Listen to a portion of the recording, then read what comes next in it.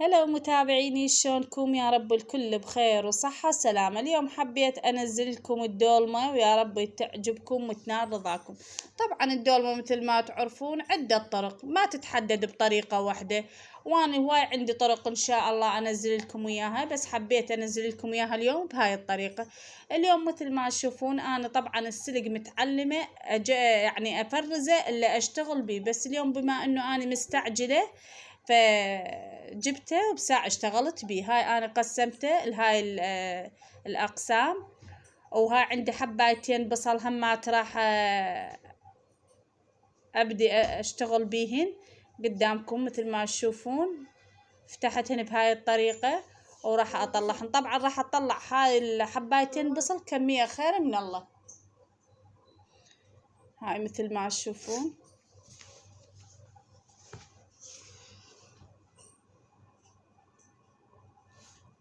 هنا، قلت لكم انا مستعجله عليه فحميت لهن ماي وخليتهن على مود شويه تذبل البصل. وهنا عندي حبايتين بتيته هم راح احفرهن واخذ من عندهن يعني الحشو مالتهن على مود للحشوه مالت الدولمه، والباقي هذا احشي بيه. اليوم حبيت اخليها كلها سلق، بس قلت لكم كم شغله راح اخلي وياهن. هن حبايتين بصل، حبايتين بوتيتا، حبايتين فلفل، ما راح اكثر لها. وان شاء الله بالايام القادمه راح انزل لكم الدولمه عده طرق عندي وعده، لان الدولمه مو طريقه واحده. الدولمة العراقية اكو حلوة واكو حامضة واكو على بهارات، يعني اكو عدة طرق، وان شاء الله كلهن انزلهن. طبعا هاي بعد ما ذبل البصل عندي بالماء الحار طلعته وراح افلسه، وراح تطلع لي كمية خير من الله مثل ما قلت لكم. هاي راح تظلون وياي وتشوفون.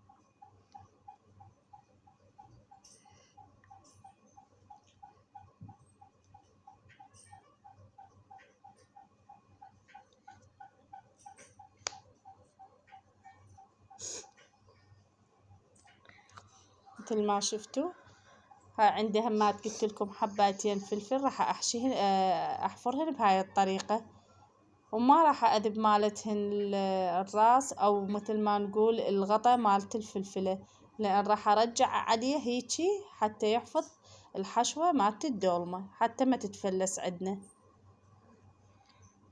هاي راح انظفها هم قدامكم، هم تنطي نكهة كلش طيبة.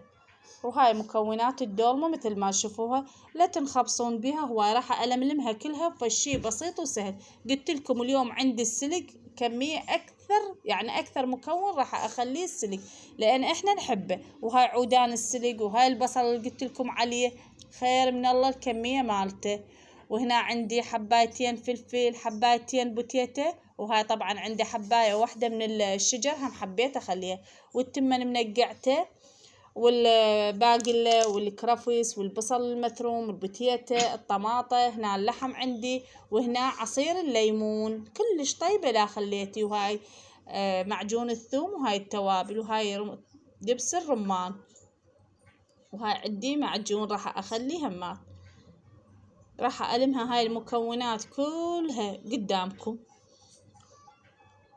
طبعا هاي التمن قلت لكم اني غاسلته ومنقعته ومخليته، ويا ريت اذا تمن عنبر او تمن مصري مثل ما نقول احنا تمن ياسمين. وهذا عندي البوتيتا واللحم خليته، طبعا اللحم عندي ربع مثروم، وبصل وبوتيتا والكرفس ثارمته، وهنا الطماطة هم ثارمتها ثرم ناعم ومخليتها.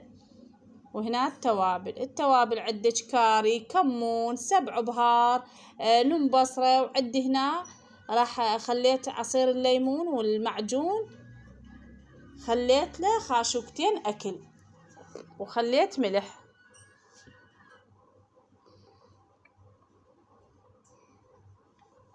طبعا عندنا الدولمة تحب التوابل. وهاي معجون الثوم هم خليته، طبعا تحبون بمعجون الثوم ما ينطي الريحة القوية أو يعني مجرد نكهة ثوم قليل.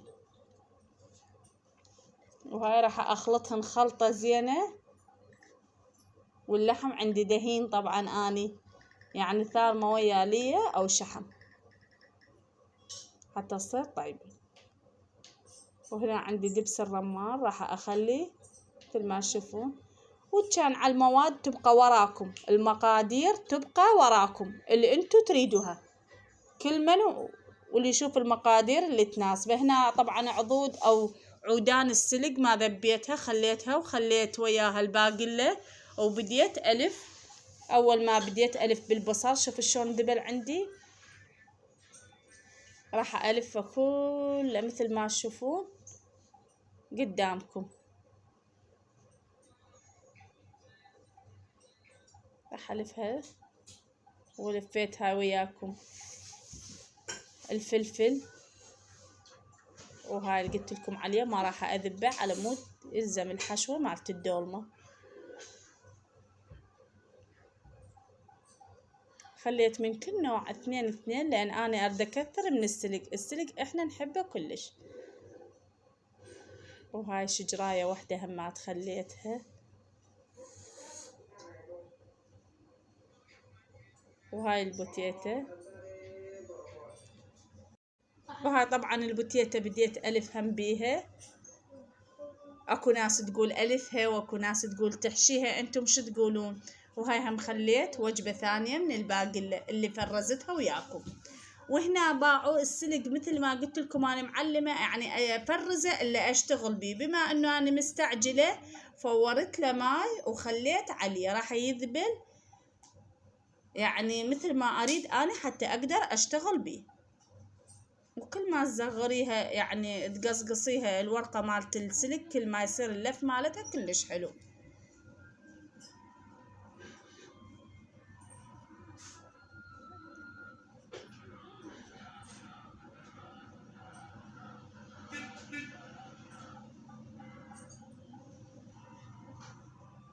واكثر العراقيين تحبها الدولمة.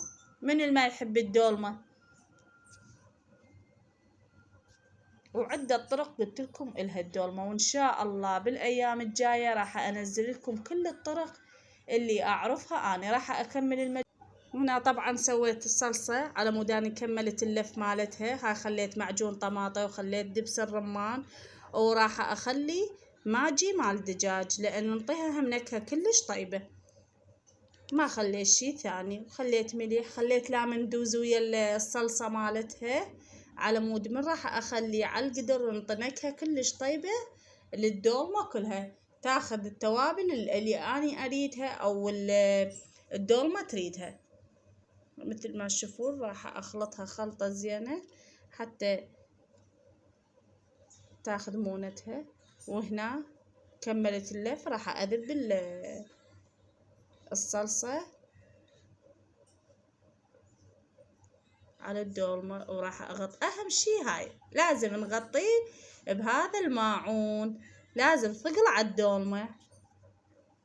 وهنا عندي بدت تستوي الدولمة، بديت هدرتها وراح اصبها لكم. وسهمنا وسهمكم العافية ان شاء الله مثل ما تشوفوها. شوف شلون طلعت لي، المنظر لا يقاوم، يجنن. الطعم ما اقول لكم عليه، الريحة تخبل. طلعت لي مثل ما نريدها احنا واكثر. كل المكونات مستوية وكل المكونات ماخذة مونتها او طعمها.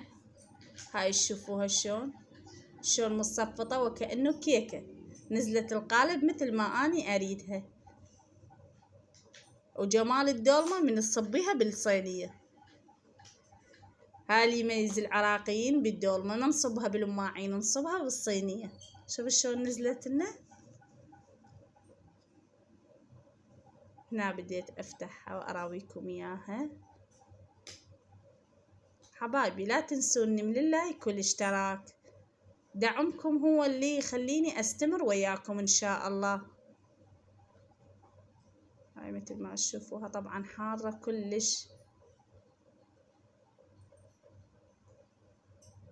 بتيتها كلش ممرودة. وعندي هاي طبعا شوف اللفة مالتها شلون كيوت وتجنن. وهاي الباقلة صايرة جمال جمال تخبل.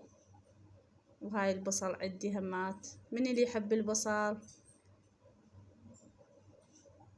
هاي الصلصة خبول بصل هذا، وإن شاء الله يا رب تنال رضاكم وسهمنا وسهمكم العافية. مع السلامة، في أمان الله.